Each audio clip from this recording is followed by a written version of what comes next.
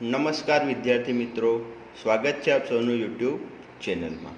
આજે આપણે જોઈશું પ્રકરણ નંબર 2 ત્રિકોણમિતીય પ્રતિવિધેયો। તો ત્રિકોણમિતીય પ્રતિવિધેયો છે એનો બીજો શબ્દ એ પણ બની શકે કે ત્રિકોણમિતીય વિધેયોના વ્યસ્ત। વિદ્યાર્થી મિત્રો, ત્રિકોણમિતીય વિધેયો વિશે આપણે ધોરણ 11 ની અંદર અભ્યાસ કરી ગયા છીએ।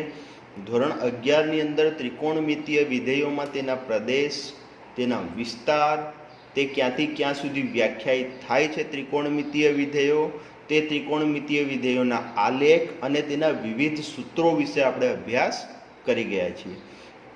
અહીંયા આપણે જોવાનું છે કે ત્રિકોણમિતીય વિધેયોના વ્યસ્ત હોય તો તે વ્યસ્તના જે દાખલા છે તે કઈ રીતે ગણી શકાય, તેના આલેખ વિશે શું કહી શકીએ, તે બધા વિશે આપણે આ પ્રકરણની અંદર અભ્યાસ કરવાનો છે।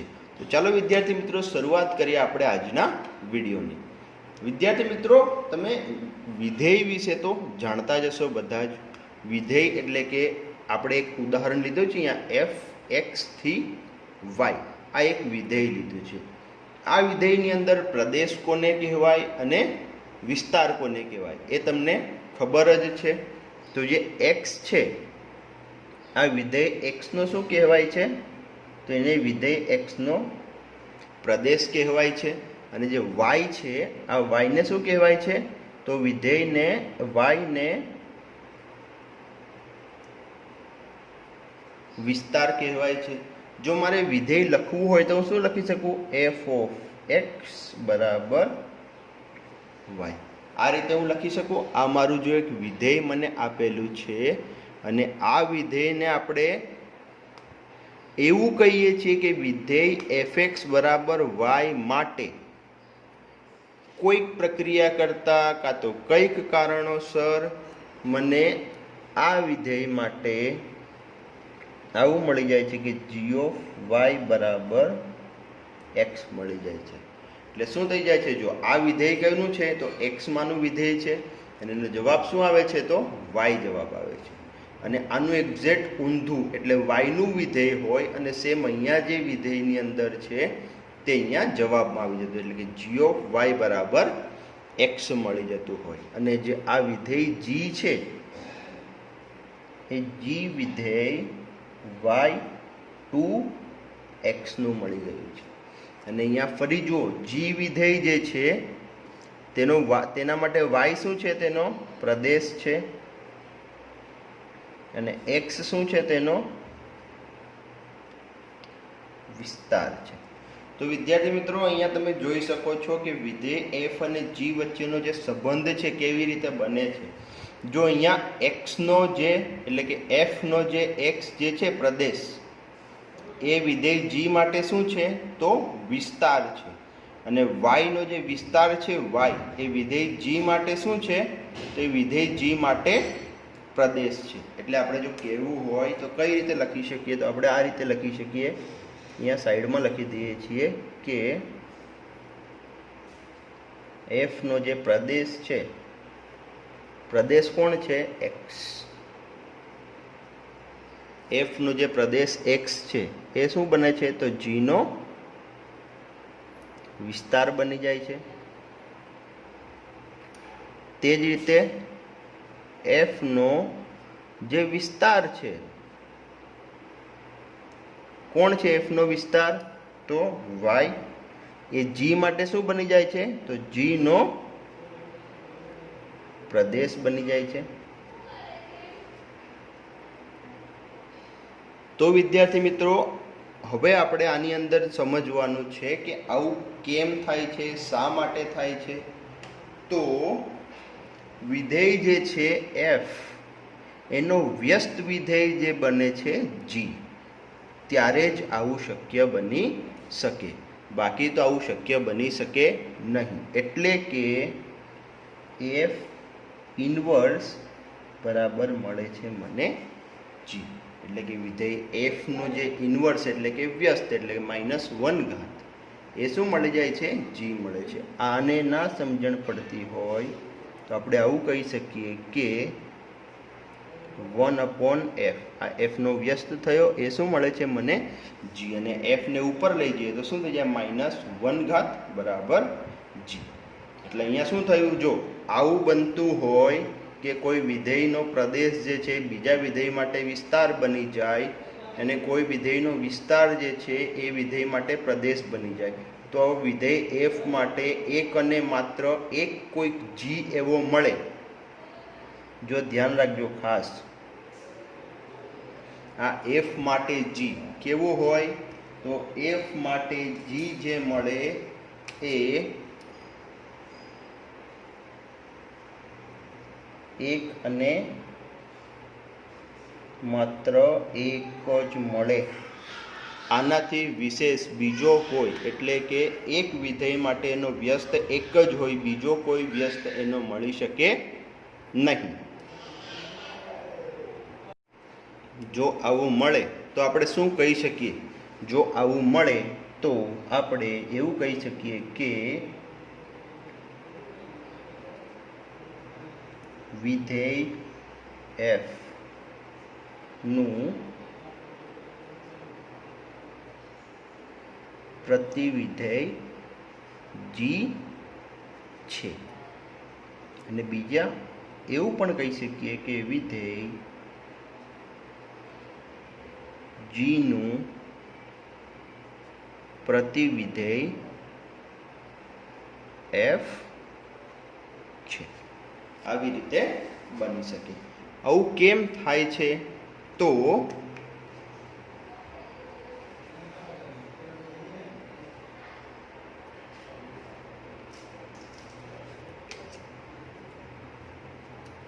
જો આપણે અહીંયા જ જોયું કે એફ ઇન્વર્સ બરાબર જી, આવું બની ગયું.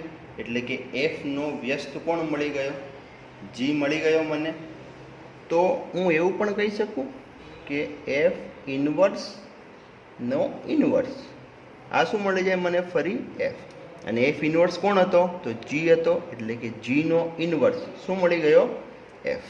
એટલે કે એનો મતલબ એવો થયો કે એફ ઇન્વર્સ બરાબર જી અને એફ ઇન્વર્સ નો ઇન્વર્સ, એટલે કે એફના વ્યસ્તનો વ્યસ્ત. જો કઈ રીતે, એફનો વ્યસ્ત શું મળે મને, તો એફનો વ્યસ્ત મળે મને 1/f, અને આનો પણ વ્યસ્ત કરવો હોય તો આવું મળે. અને આપણને ખબર છે છેદનો છેદ ક્યાં જતો રહે, તો અંશમાં. એટલે એફના વ્યસ્તનો વ્યસ્ત, આ એફનો વ્યસ્ત અને એનો પણ વ્યસ્ત, એટલે શું મળી જાય પાછો એફ. એટલે આ થઈ ગયું એફના વ્યસ્ત નો પણ વ્યસ્ત કરીએ તો ફરી મને એફ મળી જાય, અને એફનો વ્યસ્ત તો કોણ હતો, જી.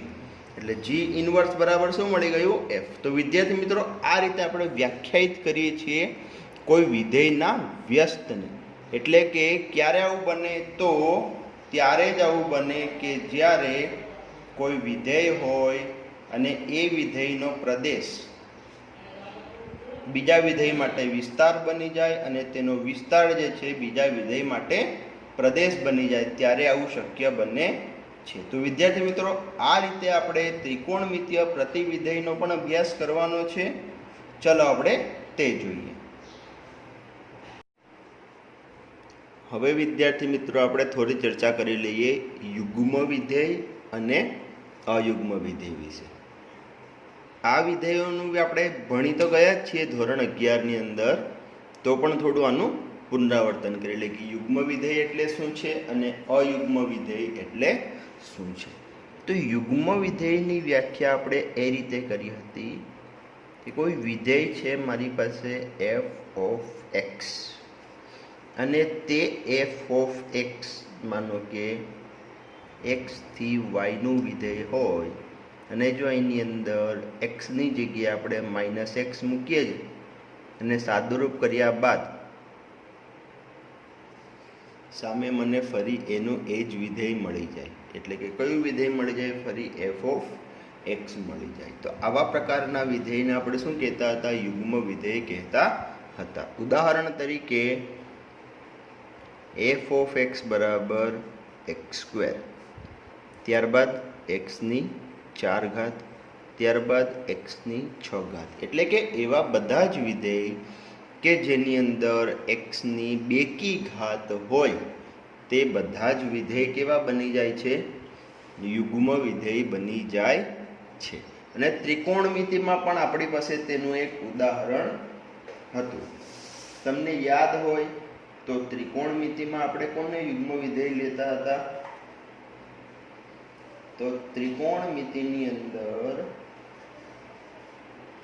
આપણે કોસને યુગ્મ વિધેય લેતા હતા, એટલે કે cos ઓફ -x બરાબર શું થઈ જતું હતું?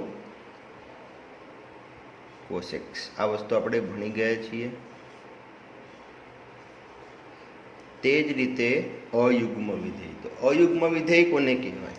તો અયુગ્મ વિધેય એટલે કે કોઈ વિધેય હોય f ઓફ x, સેમ પેલા જેવું જ x2y નું, તે વિધેયની અંદર જો હું -x કરું તો તે માઇનસ બહાર નીકળી જાય અને વિધેય મને ફરી એમનું એમ મળી જાય. ઉદાહરણ તરીકે f ઓફ x બરાબર x3. હવે આની અંદર જો હું મૂકું, જો કઈ રીતે, તો f ઓફ -x કરું તો શું થશે? -x³ થશે, અને -x³ એટલે -x3. આ રીતે આ માઇનસને આપણે સાઈડમાં લઈ લઈએ તો x³ શું છે? તો x³ જે છે તે આપણું ફરી વિધેય છે. એટલે અહીંયા શું થયું? f ઓફ -x બરાબર, તો f ઓફ -x બરાબર -f ઓફ x થઈ ગયું. એટલે કે આ વિધેય જે છે એ કેવું મળી ગયું? અયુગ્મ વિધેય થઈ ગયું. તે જ રીતે ત્રિકોણમિતિની અંદર અયુગ્મ વિધેય કયું હતું? તો sin x, કે જેની અંદર માઇનસ ક્યાં નીકળી જતું હતું? બહાર નીકળી જતું હતું.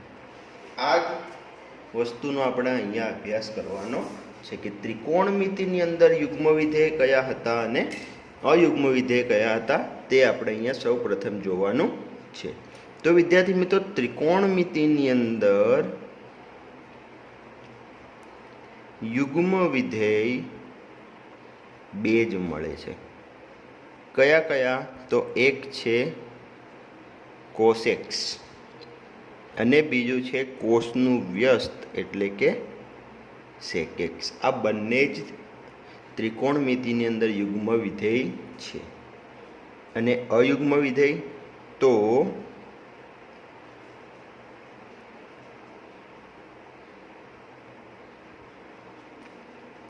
sin x, ત્યારબાદ cosec x, ત્યારબાદ tan x અને ત્યારબાદ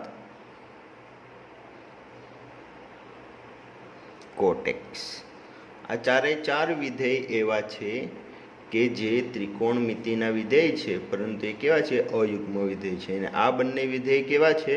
તો આ બંને વિધેય જે છે એ યુગ્મ વિધેય છે. ચલો વિદ્યાર્થી મિત્રો, હવે આપણે ત્રિકોણમિતિના પ્રતિવિધેયની શરૂઆત કરીએ. હવે વિદ્યાર્થી મિત્રો, આપણે જોઈશું ઉદાહરણ નંબર 1 અને ઉદાહરણ નંબર 2. ઉદાહરણ નંબર 1માં એવું છે કે sin ઇન્વર્સ 1/√2 ની મુખ્ય કિંમત મેળવો. એની મુખ્ય કિંમત આપણે મેળવવાની છે. એ મુખ્ય કિંમત મેળવવા માટે આપણે એક ધારી લઈએ કે ધારો કે sin ઇન્વર્સ 1/√2 બરાબર y. તો આના પરથી શું મળી જશે? માટે sin y બરાબર 1/√2 આ રીતે થઈ જશે. આનાથી તો તમે પરિચિત જ છો કે sin સામે જતું રહે એટલે sin y બરાબર 1/√2. હવે તમારે વિદ્યાર્થી મિત્રો એ વિચારવાનું છે કે સાઇનની અંદર 1/√2 ક્યારે મળે છે?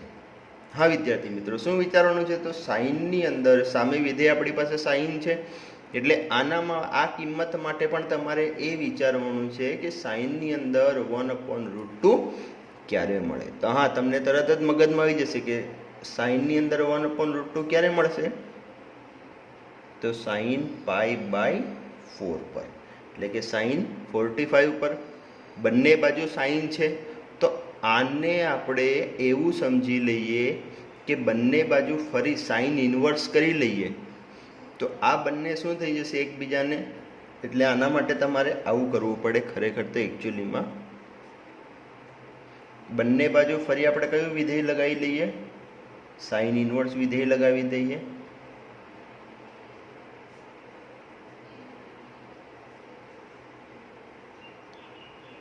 આ રીતે કરી દઈએ છીએ તો શું થઈ જશે? આ સાઇન ઇનવર્સ અને આ સાઇન બંને એકબીજાને નિષ્ક્રિય કરી દેશે, અને ફરી અહીંયા પણ આ સાઇન ઇનવર્સ અને આ સાઇન બંને એકબીજાને નિષ્ક્રિય કરી દેશે. તો ફાઇનલ આન્સર અહીંયાથી શું મળશે આપણને? y બરાબર π/4. એટલે કે આપણે અહીંયા y કોને ધાર્યો હતો? સાઇન ઇનવર્સ 1/√2 ને. તો એનો મતલબ એવો થયો કે અહીંયાથી તમને શું મળ્યું? તો અહીંયાથી આવું મળ્યું છે કે સાઇન ઇનવર્સ 1/√2 બરાબર π/4 આ મળ્યું. તો એનો મતલબ થયો કે આપણને જે જવાબ માંગ્યો હતો કોનો? તો સાઇન ઇનવર્સ 1/√2 ની મુખ્ય કિંમત મેળવો. તો સાઇન ઇનવર્સ 1/√2 ની મુખ્ય કિંમત કેટલી મળી ગઈ આપણને? π/4 મળી ગઈ છે. હવે જોઈશું વિદ્યાર્થી મિત્રો આપણે ઉદાહરણ નંબર 2. વિદ્યાર્થી મિત્રો ઉદાહરણ નંબર 2 માટે અત્યારે જ આપણે જો યુગ્મ વિધેય અને અયુગ્મ વિધેયની જે ચર્ચા કરી તે વાત તમારે ખાસ ધ્યાનમાં રાખવાની છે. કઈ રીતે? તો જો કોટ ઇનવર્સ -1/√3 છે અહીંયા, તો આપણે એવું ધારી લઈએ કે y બરાબર કોટ ઇનવર્સ -1/√3. તો અહીંયાથી કોટ આ બાજુ આવી જાય તો શું થઈ જશે? કોટ y બરાબર -1/√3. આ રીતે થઈ જશે. હવે તમારે એ વિચારવાનું છે કે કોટની અંદર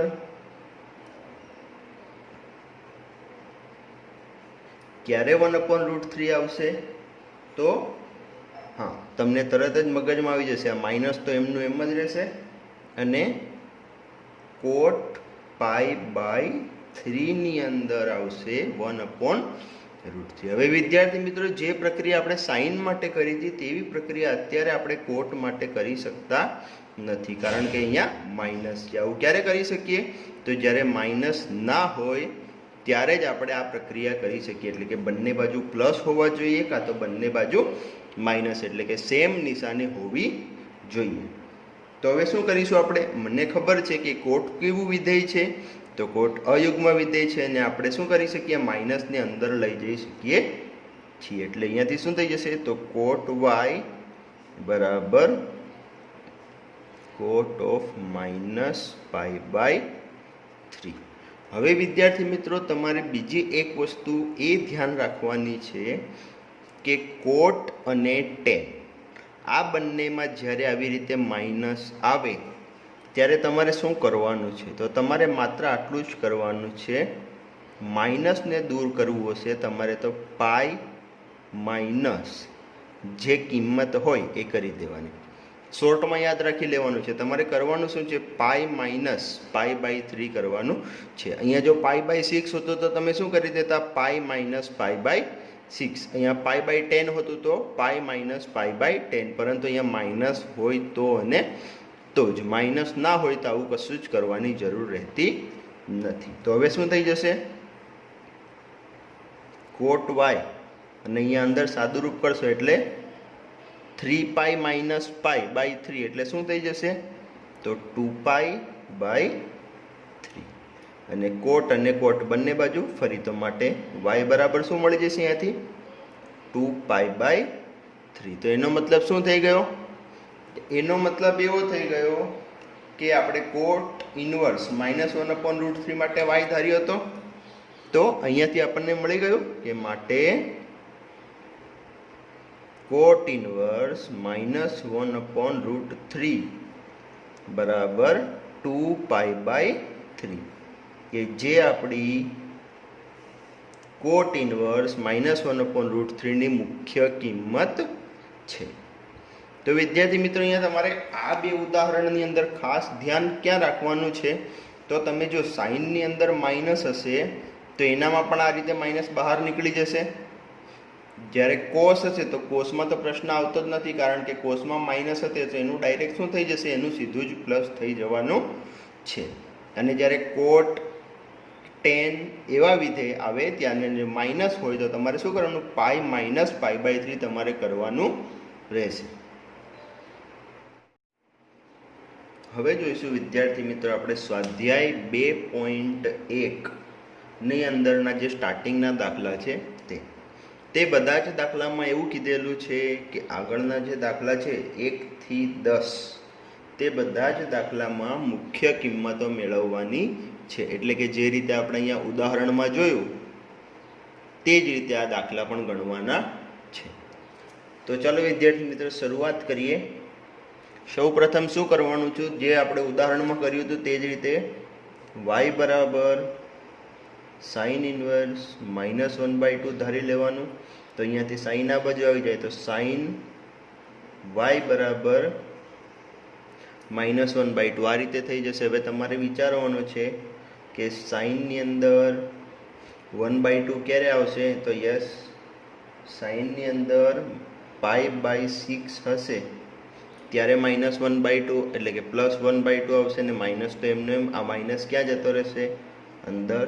તો સાઇન y બરાબર સાઇન -π/6 અને ફરી સાઇન આપણે જે રીતે ઇન્વર્સવાળી પ્રક્રિયા કરી હતી તે આપણે મગજમાં વિચારી લઈએ તો ડાયરેક્ટ y બરાબર કેટલા મળી જશે, -π/6. એટલે કે આપણી જે મુખ્ય કિંમત શું મળી ગઈ, -π/6 એ આપણી મુખ્ય કિંમત થઈ જાય છે. તે જ રીતે અહીંયા પણ સેમ y બરાબર કોસ ઇન્વર્સ √3/2. કોસ ઇન્વર્સ આ બાજુ આવી જશે તો કોસ y બરાબર √3/2. ફરી કોસની અંદર √3/2 ક્યારે આવશે, તો સેમ કોસ π/6 પર ફરી કોસ બંને બાજુ એટલે y બરાબર π/6. તો ફરી આપણી જે મુખ્ય કિંમત કોની, કોસ ઇન્વર્સ √3/2 તેની મુખ્ય કિંમત કેટલી મળી ગઈ આપણને, π/6 મળી ગઈ છે. તે જ રીતે વિદ્યાર્થી મિત્રો હવે જોવાનું છે આપણે કોશેક ઇન્વર્સ 2. તો એના માટે પણ સેમ y બરાબર કોશેક ઇન્વર્સ 2 ધારી લેવાનું. કોશેક ઇન્વર્સ આ બાજુ આવી જાય તો કોશેક ઇન્વર્સ y એટલે કે કોશેક y બરાબર 2 થઈ જશે. અને કોશેકની અંદર 2 ક્યારે આવશે, તો સેમ કોશેક y બરાબર ક્યારે આવશે, તો કોશેક π/6 પર. કેમ કોશેક π/6 પર, તો સાઇન π/6 પર 1/2 મળે છે એટલે તેનું વ્યસ્ત થઈ જાય એટલે કોશેક π/6 પર શું કિંમત મળશે, મને 2 કિંમત મળશે. ફરી બંને બાજુ કોશેક છે એટલે કે y બરાબર શું મળી ગયું મને અહીંયાથી π/6. એટલે કે આપણી જે કોશેક ઇન્વર્સ 2 ની જે મુખ્ય કિંમત છે તે કેટલી મળી ગઈ આપણને, π/6 મળી ગઈ છે. હવે વિદ્યાર્થી મિત્રો ચોથા નંબરનો દાખલો એવો છે કે tan ઇન્વર્સ -√3. હવે આપણે અહીંયા અત્યારે જોયો તો કોટ ઇન્વર્સનો દાખલો, એના જેવું જ સેમ અહીંયા કરવાનું છે. આપણે y બરાબર tan ઇન્વર્સ √3 ધારી લઈએ. તો tan ઇન્વર્સ આ બાજુ તો tan y બરાબર શું થઈ જશે, તો tan y બરાબર -√3 મળી જશે. અને tan ની અંદર ક્યારે આવશે √3 કિંમત, તો tan ની અંદર π/3 પર √3 કિંમત મળશે. ફરી માઇનસ તો અંદર જતો રહેશે તો tan y બરાબર tan -π/3 અને આના માટે શું થઈ જશે, તો tan π -π/3 એટલે શું મળી જશે અહીંયાથી, tan π -π/3 એટલે કેટલા થઈ જશે, tan π -π/3 એટલે મળી જશે tan 2π/3 અને સામે tan y તો છે જ તો y બરાબર શું મળી જશે અહીંયાથી 2π/3. હવે વિદ્યાર્થી મિત્રો ખાસ ધ્યાન તમારે એ રાખવાનું છે, tan માટે તમે અહીંયાથી કરી દો તો પણ ચાલશે એટલે કે બંને બાજુથી tan છે તો ઓર y બરાબર તમને -π/3 પણ આની અંદર લખી શકો છો. એટલે બંને કિંમતો ચાલે, y બરાબર 2π/3 પણ ચાલે અને y બરાબર -π/3 કિંમત છે તે પણ આની અંદર ચાલી શકે છે. હવે વિદ્યાર્થી મિત્રો આપણે જોવાનું છે કોસ ઇન્વર્સ -1/2. તો તેના માટે શું કરીશું આપણે? કોસ ઇનવર્સ -1/2 જોવાનું છે. તો y બરાબર કોસ ઇનવર્સ -1/2 ધારી લઈશું. કોસ ઇનવર્સ આ બાજુ આવી જશે તો કોસ y બરાબર -1/2 અને કોસની અંદર 1/2 ક્યારે આવશે? તો માઇનસ તો એમને એમ જ રહેશે અને કોસની અંદર 1/2 આવશે π/3 પર આવશે. તો હવે શું થઈ જશે? તો જો ખાસ ધ્યાન રાખજો, અહીંયા કોસ y બરાબર કોસ ને બ્રેકેટમાં -π/3. હવે કોસની અંદર શું કરીશું આપણે? અંદર માઇનસ હશે તો કોસની અંદર આપણે એકચ્યુઅલીમાં ડાયરેક્ટ પ્લસ કરવું હોય તો થઈ શકે છે, પરંતુ આપણને કિંમત શું આપેલી છે? -1/2 કિંમત આપેલી છે. તો તમે આપણે ઓલ એસ ટી અને સી એ વસ્તુ ભણી ગયા છીએ. ઓલ એટલે કે પહેલા ચરણમાં બધા જ વિધેય કેવા હોય? ધન હોય. આ વસ્તુ અહીંયા જોઈ લો, ઓલ એસ ટી અને C. All S T C એટલે કે પહેલા વિધેય, પહેલા ચરણની અંદર બધા જ વિધેય ધન હશે, બીજા ચરણની અંદર ઓનલી સાઇન ધન હશે, ત્રીજા ચરણમાં સાઇન અને તેનો વ્યસ્ત કોટ ધન હશે અને ચોથા ચરણની અંદર કોસ ધન હશે. આપણને અહીંયા જે કોસ ઇનવર્સની કિંમત આપેલી છે -1/2 આપેલી છે, અને જો અહીંયાથી આપણે સીધું માઇનસનું પ્લસ કરી દઈએ તો શું થઈ જાય? π/3 મળે ને π/3 એટલે તો કયું ચરણ થઈ ગયું? પહેલું ચરણ. પરંતુ ત્યાં તો કોસ ધન છે અને આપણને કોસની કિંમત શું આપેલી છે? માઇનસ કિંમત આપેલી છે. એટલે અહીંયા આપણે શું કરવું પડશે? તો અહીંયા આપણે કોસની અંદર π - π/3 કરવું પડશે અને π - π/3 એટલે શું થઈ જશે? 2π/3 અને આ બાજુ કોસ y છે તો y બરાબર શું મળી જશે આપણને અહીંયાથી? તો y બરાબર આપણને અહીંયાથી મળી જશે 2π/3, જે આપણી કિંમત કોસ ઇનવર્સ -1/√2 ની મુખ્ય કિંમત શું મળી ગઈ? y બરાબર 2π/3. વિદ્યાર્થી મિત્રો, આ મુખ્ય કિંમતો મેળવવાના દાખલાની અંદર તમારે ધ્યાન એ રાખવાનું છે, તમારી રીતે તમારે મગજમાં વિચારતું રહેવાનું છે કે જે વિધેય મને આપ્યું છે માઇનસ આપ્યું છે કે પ્લસ આપ્યું છે. જો પ્લસ આપ્યું હોય તો પ્રશ્ન નથી, પરંતુ જો માઇનસ આપ્યું હોય તો તમારે ખાસ ધ્યાન અહીંયાથી કરવાનું છે. ઓલ એસ ટીસી વિશે વિચારવાનું છે. અને જો અહીંયા હવે 2π/3 થઈ ગયું એટલે કેટલા થઈ ગયા? 2π/3 ગણો તમે એટલે 180 ગુણ્યા 2 એટલે કેટલા થઈ ગયા? 360 અને એના ભાગ્યા 3 એટલે કેટલા મળી ગયા મને? 360 ભાગ્યા 3 કરું તો 120 અને 120 એટલે કયું ચરણ? બીજું ચરણ. તો બીજા ચરણની અંદર કોસ કેવો હોય? માઇનસ. તો હા, યસ, આ મારી મુખ્ય કિંમત કેવી છે? સાચી છે. આ રીતે વિદ્યાર્થી મિત્રો તમે મુખ્ય કિંમતો જો છે તે બીજા દાખલાઓની પણ મેળવી શકો છો. આની પછી જે દાખલા નંબર 6 છે, tan ઇનવર્સ -1 છે, એ તમે સરળતાથી મેળવી શકશો. ત્યારબાદ છે sec ઇનવર્સ 2/√3, એ પણ સહેલો દાખલો છે. ત્યારબાદ cot ઇનવર્સ √3, એ પણ સરળ છે. cos ઇનવર્સ -1/√2 સેમ આના જેવો દાખલો છે. આ રીતે જ કરવાનો છે તમારે. અહીંયા માત્ર π/3 ની જગ્યાએ શું આવી જશે? π/4 મળી જશે. તે જ રીતે 10મો દાખલો પણ છે, cosec ઇનવર્સ -√2, તો તે પણ સરળતાથી તમે ગણી શકશો વિદ્યાર્થી મિત્રો. હવે જોઈશું એની આગળના દાખલા. હવે જોઈશું વિદ્યાર્થી મિત્રો સ્વાધ્યાય 2.1 ના દાખલા નંબર 11 અને દાખલા નંબર 12. એની અંદર એવું છે કે નીચે આપેલી અભિવ્યક્તિઓનું મૂલ્ય આપણે શોધવાનું છે. તે મૂલ્ય પણ આપણે જે રીતે મુખ્ય કિંમત શોધી હતી ત્રિકોણમિતિય પ્રતિવિધેયની તે જ રીતે શોધવાનું છે. હવે જો વિદ્યાર્થી મિત્રો આપણે સાઈડમાં પહેલાની મુખ્ય કિંમતો મેળવી લઈશું. જો tan ઇનવર્સ 1 છે, હવે આ વસ્તુ જો સરળ છે, આ તમે ડાયરેક્ટ લખી શકો છો કે tan ઇનવર્સ 1 ની મુખ્ય કિંમત શું આવશે. તો તમારે માત્ર એ વિચારવાનું છે કે tan ની અંદર 1 ક્યારે આવે. તો 1 ક્યારે આવશે? તો π/4 પર મળશે. એટલે tan ઇનવર્સ 1 ની મુખ્ય કિંમત કેટલી મળી જાય? π/4 મળી જાય. તે જ રીતે cos ઇનવર્સ -1/2 છે. વિદ્યાર્થી મિત્રો, cos ઇનવર્સ -1/2 અત્યારે જ આપણે જોયું છે તેની કિંમત શું હતી? તો તેની કિંમત હતી 2π/3. ત્યારબાદ સાઇન ઇન્વર્સ -1/2, તો સેમ સાઇન ઇન્વર્સ -1/2 ની મુખ્ય કિંમત શું હતી? તો -π/6. હવે આ બધાની જ મુખ્ય કિંમતો જે છે તે અહીંયા આપણે મૂકી દેવાની છે. તો tan ઇન્વર્સ 1 ની મુખ્ય કિંમત શું છે? તો tan ઇન્વર્સ 1 ની મુખ્ય કિંમત છે π/4 પ્લસ cos ઇન્વર્સ -1/2 ની કિંમત છે 2π/3. તે જ રીતે sin ઇન્વર્સ -1/2 ની કિંમત છે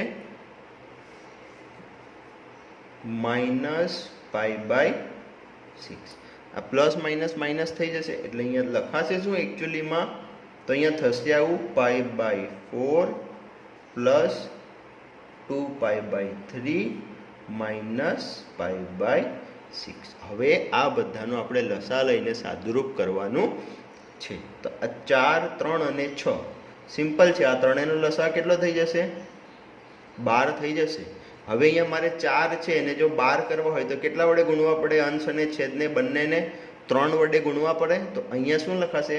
આ જે છે એની માટે લખાશે 3π, તો 4 તરી 12 થશે. હવે અહીંયા જે 3 છે તો એને મારે 12 કરવા હશે તો કેટલા વડે ગુણવા પડશે? 4 વડે. તો ઉપર પણ કેટલા વડે ગુણવું પડશે? 4 વડે. એટલે કેટલા થઈ જશે? 8π. આવું થઈ જશે ને પ્લસ નિશાની તો એમની. હવે માઇનસ 6 છે 12 કરવા હશે તો 2 વડે ગુણીશું ને અંશને પણ 2 વડે ગુણવો પડશે. એટલે શું થઈ જશે? -2π. સાદુરૂપ કરી નાખો. 8 ને 3 11. 11π માંથી 2π એટલે 9π/12. ફરી આનો છેદ ઉડી જશે. 3 તરી 9 અને 3 ચોક 12 એટલે શું થઈ જશે? 3π/4. તો આપણી જે અભિવ્યક્તિની કિંમત મેળવવાની હતી કિંમત કેટલી મળી છે આપણને?